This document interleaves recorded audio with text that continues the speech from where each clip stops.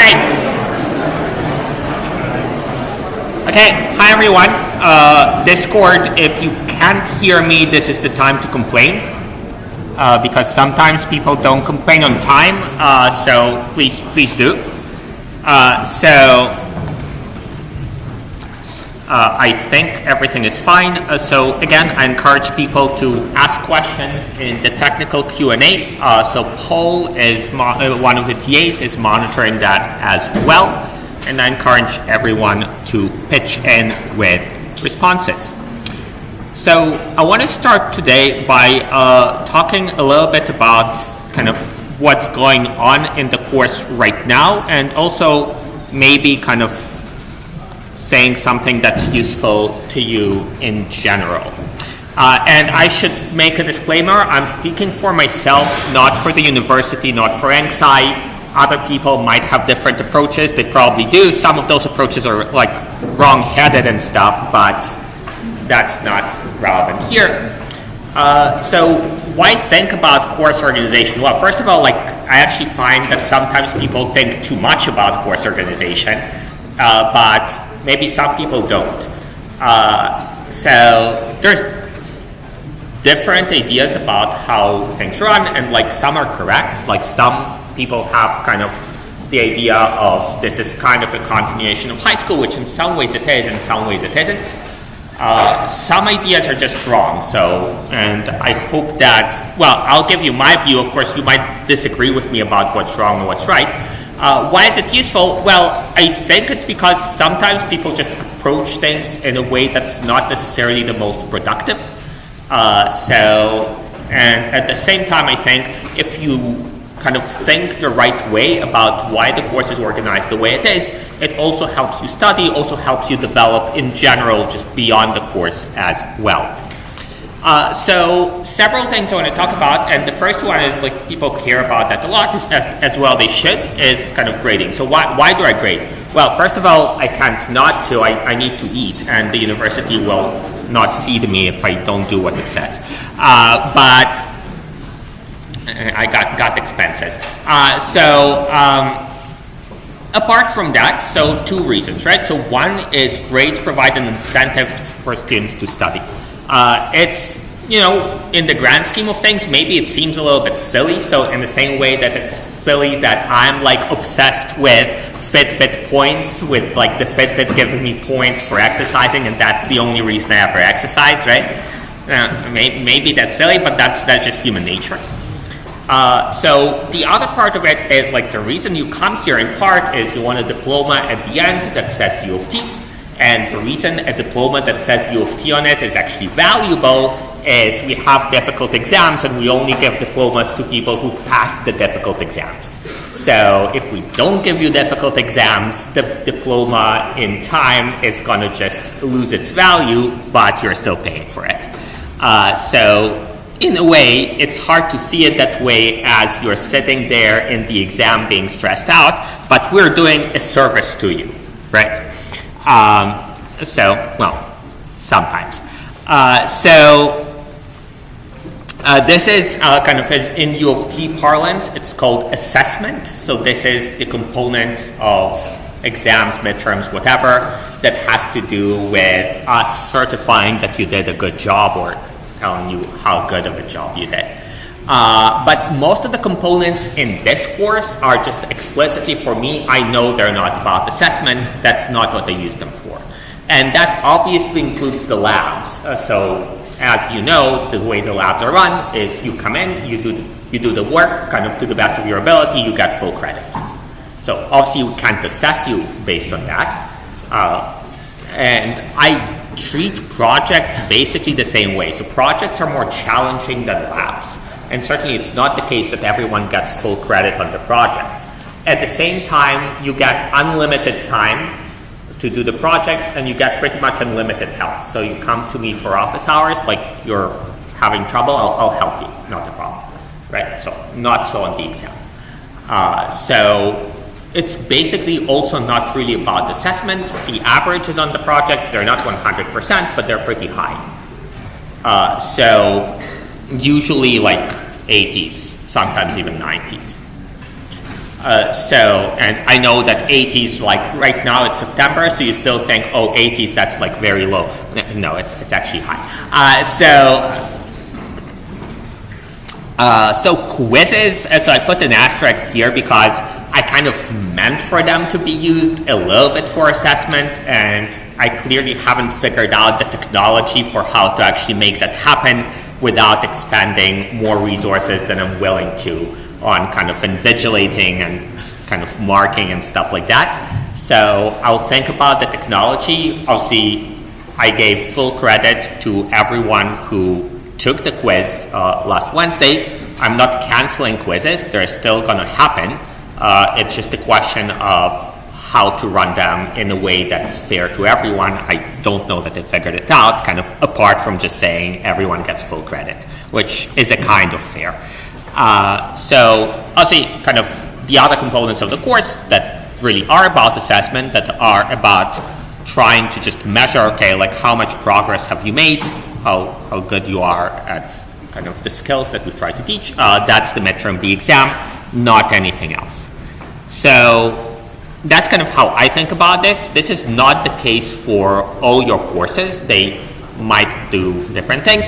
And I should say, so primarily not about assessment. Of course, like, you know, you don't do a project, you can't come to me and say, oh, like, didn't you say that wasn't about assessment? I should therefore get full credit. Well, no, you should do the work. However, the way I designed the course, that's not how I think about it. So I think kind of why is it useful to know in this context? Well, I would say one reason it's useful to know is when you're starting to work on the project, hopefully most of you have, I know, kind of don't think about it as, oh, like I'm being tested. Think about it as this is my opportunity to learn. So as you're working on it, think about it. So I kind of try to design it so that you don't have to kind of think about it on a meta level. It's just that if you do the job, you automatically learned what you needed, unless you like plagiarized or something.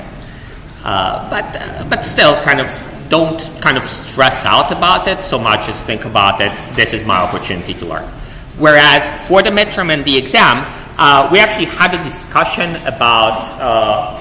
You know, like maybe some people have a more kind of expansive way of thinking, and kind of the midterm and kind of exams that are time constrained are not really good for them to demonstrate how good they are potentially at being engineers, because being an engineer is not about like doing a 3-hour exam. It's more about thinking about kind of all the sides of the issue, stuff like that.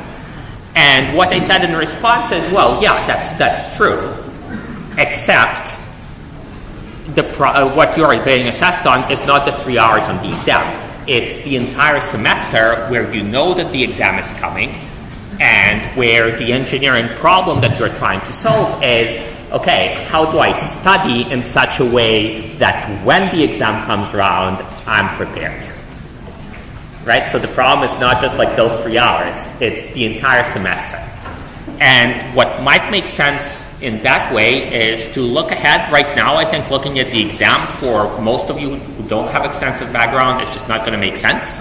But in a couple of weeks, it is going to make sense to look at the midterm and say, okay, like what do I need to do to be able to answer those kinds of problems on the midterm? What kind of strategies do I want to use in order to be able to, you know, figure out, okay, which questions to prioritize when I'm writing the midterm, stuff like that. And you have, you know, a good number of midterms. I believe it's 7 times that they taught this course before, and, you know, I don't really change my style that much. Obviously, I try to make up something new and exciting for every midterm, but realistically, they look pretty similar, although the problems are different. So it makes sense to look ahead and say, okay, like, what do I need to know to solve this kind of question? What do I need to know to solve this kind of question?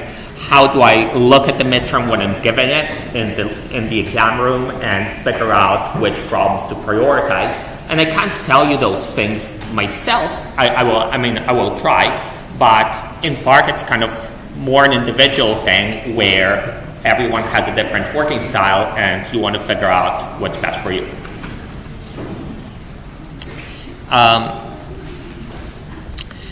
So I also think that kind of the material organization, so one bit of feedback that I get, and maybe some of you are already thinking it, so I'll kind of get ahead of it, maybe, or maybe you still disagree, that's fine too, is that, well, like it seems like there's like lots of things flying at you at the same time.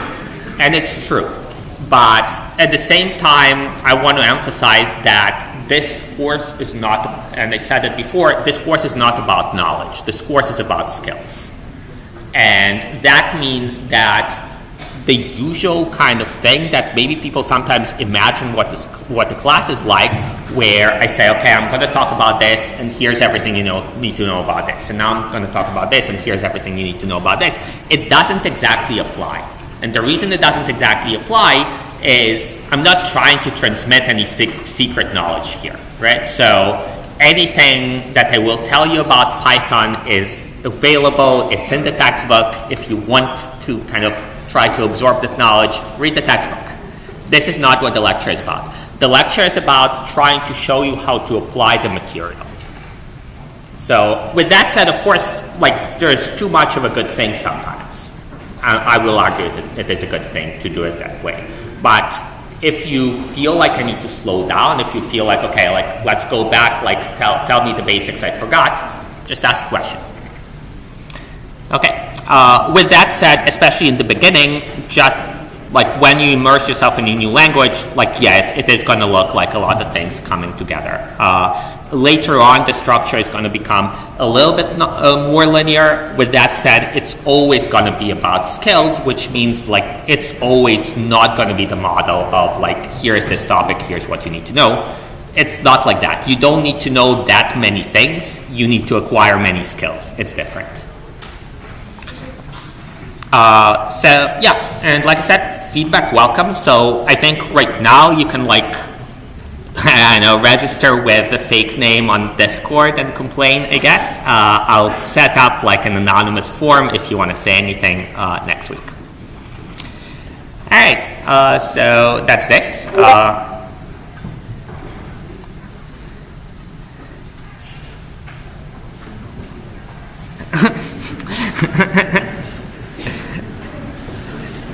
right. Yeah.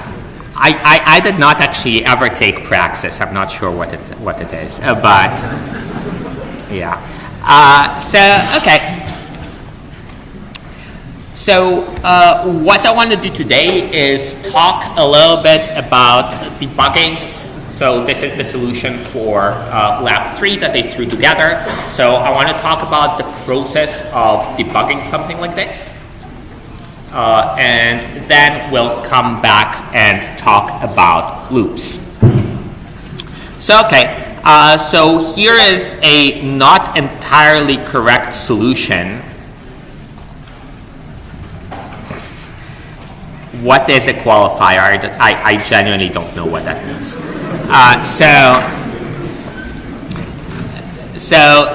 So here's a slightly incorrect solution for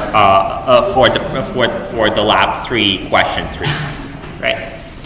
So to remind people, there were kind of simple rules there. So more than 3 coffees in less than 2 hours. Tired of coffee. So that's kind of similar to tired of stars. And then, and then also, so had coffee before studying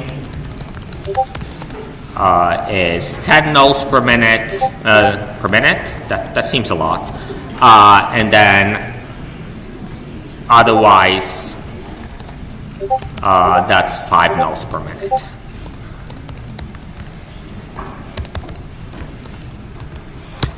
That's it. So the initialize is almost all just taken from the handout. So we have a variable that's global, that's too much coffee. The reason it's global is we want for drink coffee to be able to update it, and we want for study to be able to update it.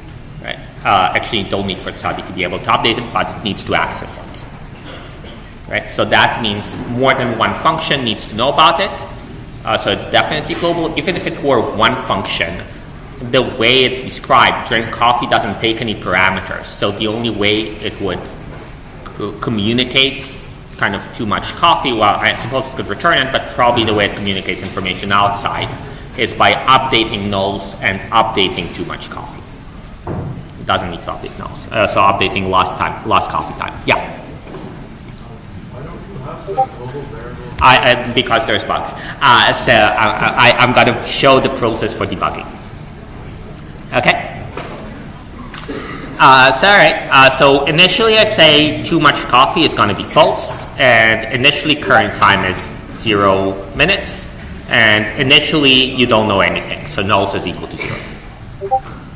That's not a comment on the quality of Ontario high schools. Okay.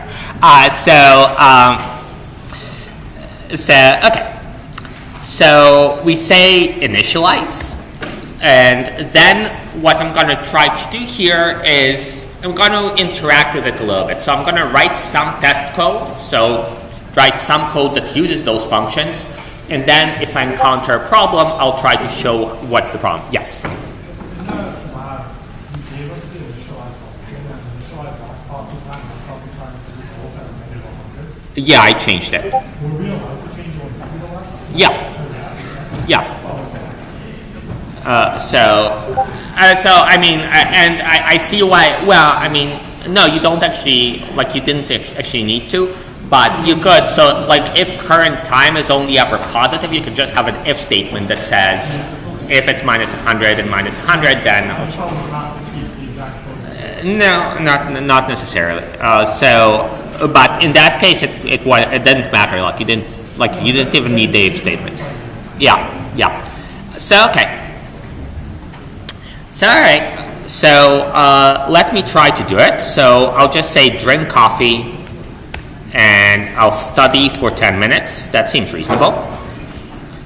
And then I'll say, okay, I want to know what my nulls are.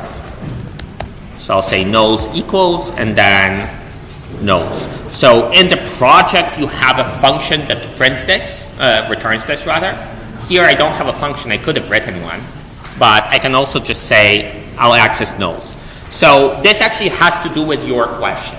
So the reason I made it in the project so that you always return the hedons and you return the health points is precisely so that I don't have to worry about your changing global variables or changing global variable names or anything, because those functions have to work. And if they work, I don't care what the names of the global variables are, because I only ever interact with your code by using those functions, by using get current health points and get current hedons. So if you change the global variable that stores the current hedons, I don't care, as long as the function works. So okay, so I'll try to run this. And I get my first problem. So here I have in line 7, it says in drink coffee, so local variable referenced before assignment, right? So 2 ways that I can handle this. So I can look at where the problem is. So it says in line 42, drink coffee, line 7. So what this means is that the function drink coffee was called, so that's on line 42. And then the problem has arisen on line 7. So you want to look at the last line, and that's the source of the error. Now, another thing you can do, so you could just go to line 7, but another thing you can do is say run, and then say, shell, and then say postmortem. So that will bring you to line 7, and it'll set all the variables to what they were when the code crashed. So I can query, I can also look here, but I can query, okay, so what's current time? Okay, that's 0. What's lost coffee time 2? Okay, that's minus 5,000.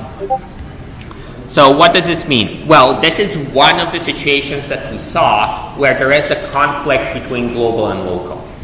Yeah. Alt Enter. So anytime you highlight, you press Alt Enter, and that just runs whatever you want. So I could, in fact, so you could also copy paste, of course, but you can do something like this as well. So, for example, that would be 5,000. All right. So at this point, this is a jump that you need to make. So the jump is, okay, it says error, local variable, something about local global. So at that point, hopefully you have the intuition, okay, like this is about one of the two situations where there is a conflict between is it a local or is it a global variable. So at this point, and that's a difficult step to make. It's not trivial. But at this point, hopefully you see, okay, so is too much coffee, so you would say, like, is there a problem here? Is there a problem here? Is there a problem here? And in this case, actually, there is a problem with all of those, as people probably see. But the immediate problem is about the local variable lost coffee time too, right? So what does reference before assignment means? It means that here there is an assignment. So here you're saying lost coffee time is equal to lost coffee time too. But here you're referring to the value of it. You're retrieving the value of it, and you didn't say it's global, or it didn't say it's local. But this line implies that it's local. This line implies that it's global because there is no variable that's local by that name. So what's the fix? Well, the immediate fix, so here what I'll do is I'll stop debugging, like so. And I'll say, okay, the problem was this was local, so I'll explicitly say it's global. So I'll try to run it again, Control E. And here I have exactly the same problem, but with lost coffee time.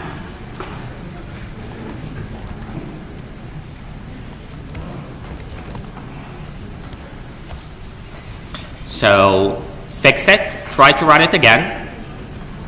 Okay. So I want to explain this line, so hopefully everyone has gotten to it in the lab. But I want to explain what's going on here because it's also useful for project 1, right? So the idea is I want to keep track of what's the current time. That's just current time. I also wanted to keep track of when was the last time that I had coffee and what was the time before last that I had coffee, right? And the way I'm handling it is I'm saying, okay, so once I've done my housekeeping over here, so if I updated too much coffee, supposedly, there's a problem there as well. But here I'm saying, okay, so it used to be that last coffee time was something and last coffee time was something else. So now I have a new coffee. I had it at current time. So I'll just say I'll put current time in last coffee time, and I'll put last coffee time in last coffee time too. So it kind of advances by, the frame advances by 1, if that makes sense. Questions? Is that good? Okay. So I had to do it with multiple assignments, right? Because if I had tried to do it with kind of last coffee time equals current time, well, now it's a problem because I overwrote last coffee time and it was supposed to go into last coffee time too. I could, if I'm careful, say last coffee time 2 is equal to last coffee time, and then now that I saved this, I could say last coffee time equals current time. So that would be fine as well. But here I need to be careful. On the other hand, with the one-liner, I don't need to worry. Make sense? Questions? All right, what's Discord saying? Is it like all praxis discussion all the time? Probably. Okay. It's free food if you can steal someone's meal plan. What? Okay. Okay. Fascinating. Okay, all right.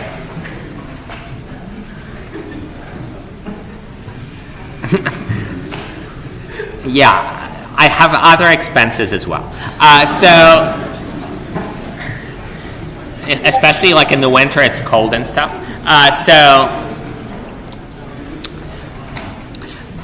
Okay, all right.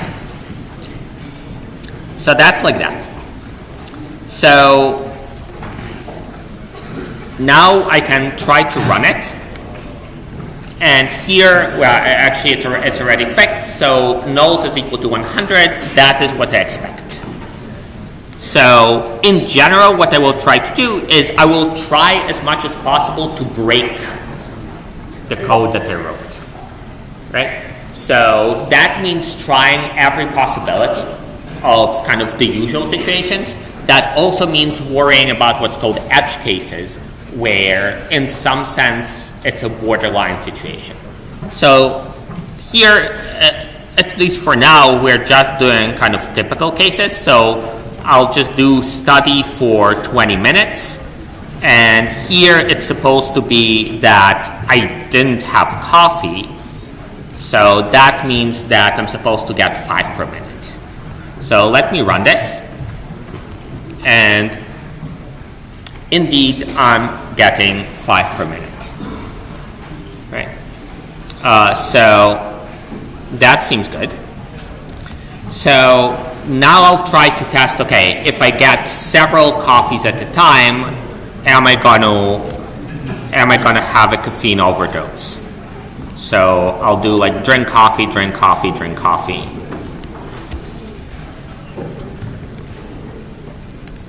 Six times, okay? And then I'm going to study for 20 more minutes.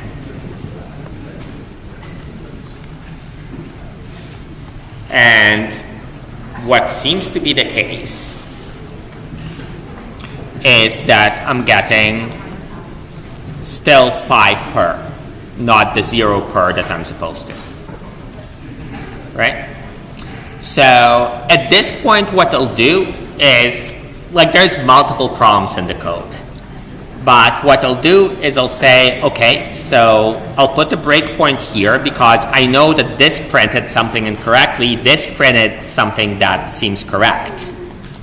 So I'll just stop before I do study 20. So breakpoint, Control E. And now I'll go in the function and I'll try to pinpoint the first line when I get something that I don't expect. And by the way, if you email me for help, that's my response always. Like the people who emailed me and I responded this way, it wasn't personal. So the response is always, have you tried running it in Paizo and figuring out which line it is? And then, like, I'm happy to help, except only if you sent me a screenshot of figuring out which line is the first problem and saying, okay, like, I think it's this line, but I can't figure it out why. But to be honest, usually if you go through the process, like, there's nothing mysterious anywhere there. It's following simple rules. So you just follow the simple process, you're going to figure it out by yourself as well. But I'm happy to help a lot if you need to. So, okay, so we stopped here. So at this point, I'll ask, okay, so what's my nulls now? 200. The reason I'm doing that is because I want to make sure that, okay, up to now, everything is the way I expect it to. And I do expect 100 for this, and then expect 100 for this, so 200 is correct. So now I step in. So in Paizo, unfortunately, like, Paizo is really the best there is for this, but unfortunately, sometimes you need to scroll. So here I'm on line 20. So now the logic here is if current time is the same as the last coffee time, so that means that I just had coffee, then I'll set the null factor to 10, and then I'll multiply null factor by the number of minutes. Right? So, okay, so null factor is 20. So at this point, hopefully I say, okay, is that what's supposed to happen? Well, no, if you have more than 3 at a time, then you get 0 nulls. Right? So it's just that I forgot, well, didn't really forget, but forgot to put, is there too much coffee? So, okay, I'll just do that. So multiple ways of doing it. So one way is to say, okay, like either there's too much coffee or not. So I can highlight it. So tab advances things, shift tab gets them back. So here I'm pressing tab, and I'll say if there is too much coffee, then the null factor is just 0. And otherwise, well, we'll see. So one note here, so here I said if too much coffee. That's legitimate because too much coffee is either false or true. So it's itself a condition. It's common to see if too much coffee is equal to true. That's the same. So it's going to be true if too much coffee is true. It's going to be false if too much coffee is false. But you might as well just write too much coffee, which is true if too much coffee is true, and false if too much coffee is false. Charlie 10, you're having way too much fun. Charlie 10, hello, you're having too much fun. All right, everyone else is having the appropriate amount of fun, so that's good. Okay. So you can write it like that. So I also at this point, so this is like not right because this should be inside the function. That would also be a problem. I saw it now, so I'll just do it now. All right. So at this point, I already stopped the debugging. So one possibility is to just check everything. One possibility is like fix the one thing that you know was wrong and then just try again, see what happens. So let's just try again, see what happens. So I'll remove the breakpoint and I'll run this. And nulls is 400. That's no good. That was the same as before. So again, I put in a breakpoint and I step in. So I scroll down, so the little green thing is telling you what's going on. So here, okay, I wrote the logic now, but it seems like it didn't work. So at this point, I just say, okay, what do I expect? Well, I expect that too much coffee is true because I had 6 coffees in a row. So what I'll do is I'll just check, okay, what's the value of too much coffee? Oh, it's false. At this point, I say, okay, got to go back and figure out why it is that too much coffee is false, like what's going on. Maybe you know, I mean, I know I set it up that way, but let's pretend that we don't know. So I'll set up a breakpoint here because up to here, everything seemed to be fine. So now, I mean, I don't expect too much coffee to be true at this point, but might as well check. False, that's good. So at this point I'll say, okay, like there is a lot of stuff here and I expect if there is anything interesting that it should happen at this point. So what I'll do is if I want, so what I'll do if I want to, Charlie 04, you're also having too much fun. So that is you. So I don't have my glasses, so if anyone in the back of the room wants to talk, they can without me calling them out. But I'll bring my glasses next time.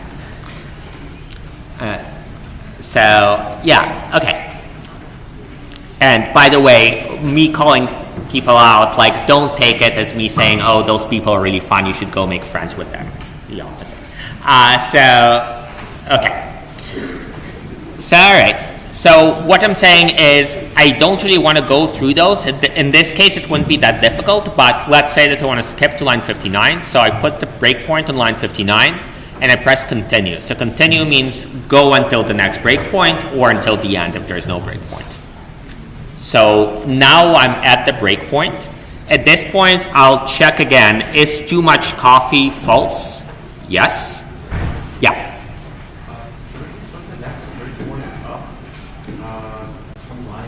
That's actually a good point. I should have put it on 58. So I expect that too much coffee would happen after line 58. Thank you. So now I'm on line 58. Same story, but a better one. So now I say, okay, I got to step in and see what's going on because I think it might not be turning too much coffee into false. So several options here. So one is to make sure, okay, like, is it definitely not doing that? So I'll check it first. So I'll check what's too much coffee now, and it's false and it's supposed to be true. So I identified that the problem is on line 58.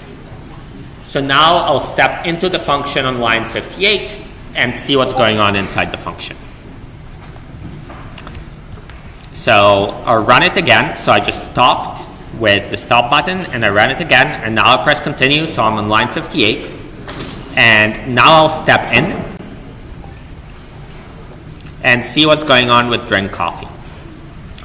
So here we're saying if current time minus last, okay, is too much coffee getting set to true? Well, seemingly yes, so I can check what's too much coffee. Seems true. So at this point, okay, so we're returning, and I'm gonna say, okay, well, like something is weird here. Is too much coffee false? Yes, it is. So at this point, like, why might that be the case? Well, something weird is going on. A lot of the time it would be you just skip over some function that you should have stepped into. It's not the situation here. So at this point, you got to kind of stare at the function and say, okay, like, why is it seemingly that we set too much coffee to true, but then we check and it's false again? Anyone have an idea? Yeah.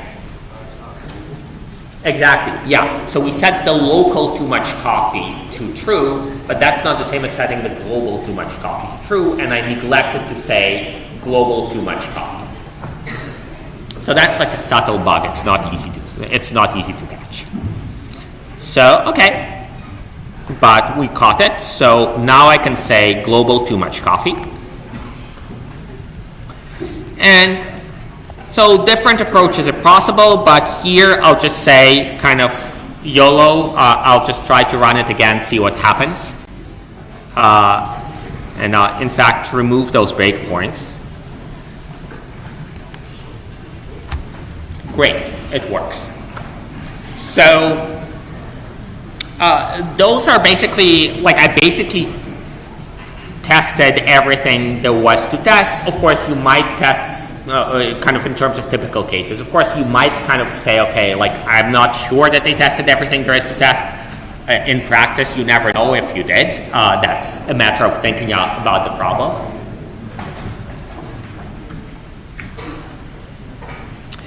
But you also got to think about the edge cases. So here you might look and say, okay, like, what did the instructions say? So did they say, like, after the third coffee, or did they say after the fourth coffee if you already had 3 and then you have 4? And you might check for that. You might also say, okay, it said 3 coffees in less than 2 hours. So does this mean that this should be greater or equal than 120, or does it mean that it should be equal to 120? And you might also just say, okay, I'll just set up a case. I'll name it the edge case. So 3 coffees in exactly, so not less than 2 hours, right? And how is that gonna work?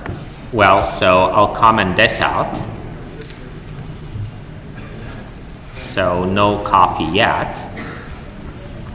And now I'm starting to drink coffee, so I'll say drink coffee like this, and I'll just say initialize here so that it's a new thing anyway, so didn't really need to comment anything out. And that's the right way to think about it,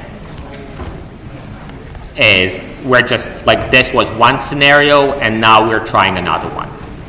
So I'll say drink coffee, and then I'll study for 60 minutes, and then I'll get another coffee, and I'll study for 40 minutes.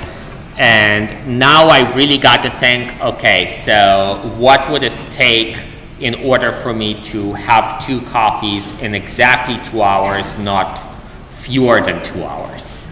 And here, like, it's a little bit subtle, so it's the same kind of deal where, like, how old are you if you're like 2 months old? Is it like 0 years or 1 year? And by convention, it's 1 year, but that's kind of a convention, right? Or like maybe you just don't say it anyway. How would it be? So kind of minute 0 up to minute 1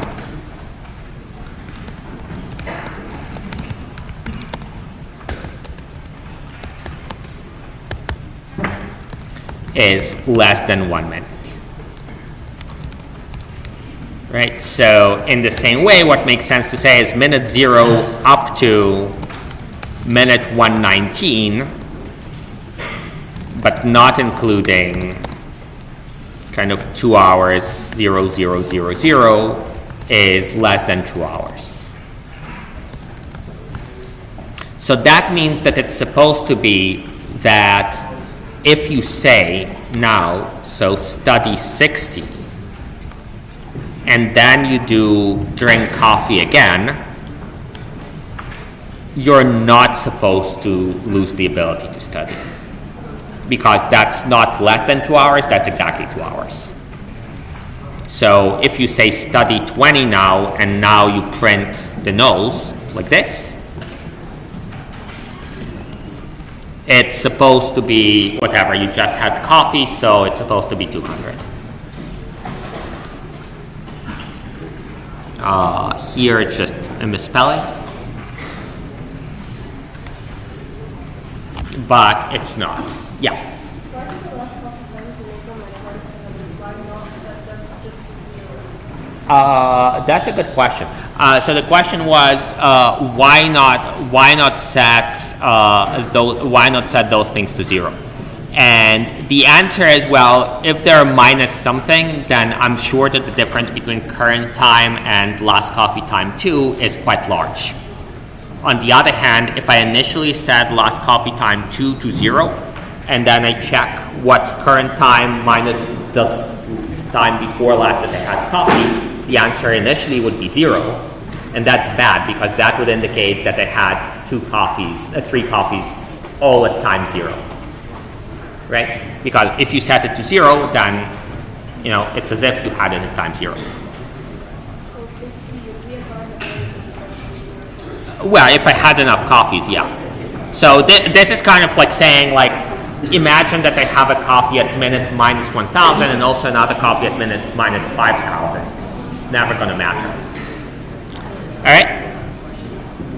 So that's not supposed to happen. So at this point, I kind of know why. Well, it's because I had a smaller than equal here instead of just a smaller. So if I fix that, no. So here I said drink coffee 60, drink coffee 60, study 20. So here we got to debug a little bit more.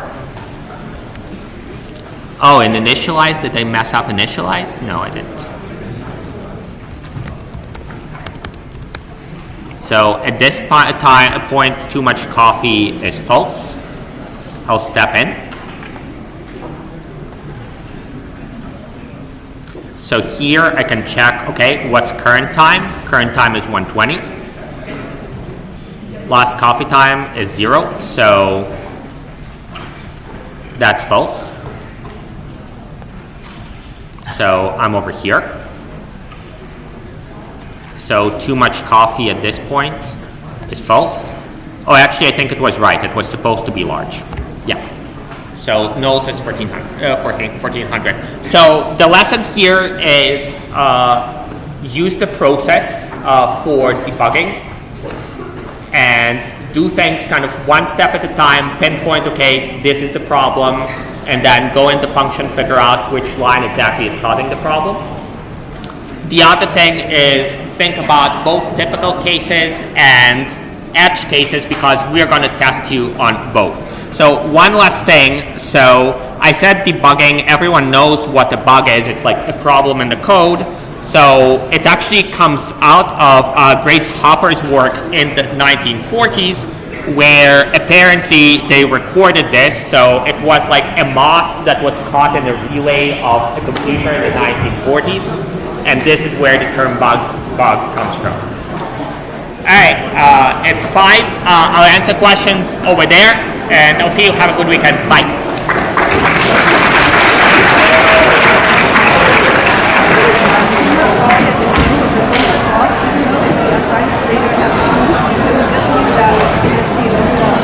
Well, I mean, initially it's good that it's false, because if at any point you have more than two copies in 2 hours, then you stop being able to accumulate nodes. But initially you can accumulate nodes. So initially it's good that too much copy is false, because too much copy false means you can accumulate nodes. We don't have the line where it's false, too much copy is false, but we have the line that we have like... Well, yeah, because once it's set to true, you cannot unset it. Okay, but it will also be whatever other code you put, automatically false. No, so initially it's going to be false, right? So initially when, can you come over? So initially, or you're looking over there. So initially we're saying, like over here, too much copy is false. So you run study, that means that you accumulate nodes. But if at any point, so like if you do 59 here, so if you try to do study over here, then at this point it will have been set to false, so that you can't accumulate nodes. So if we didn't have the line where we specify that it was false, the code wouldn't work. I mean, it wouldn't work the way we want it to, right? So what we want is, if you have copy more than 2 in less than 2 hours, then you turn off the ability from then on to accumulate nodes. Does that make sense? Yeah. Again, I'm going over there because there's not a lecture. So I'll just answer questions over there. Just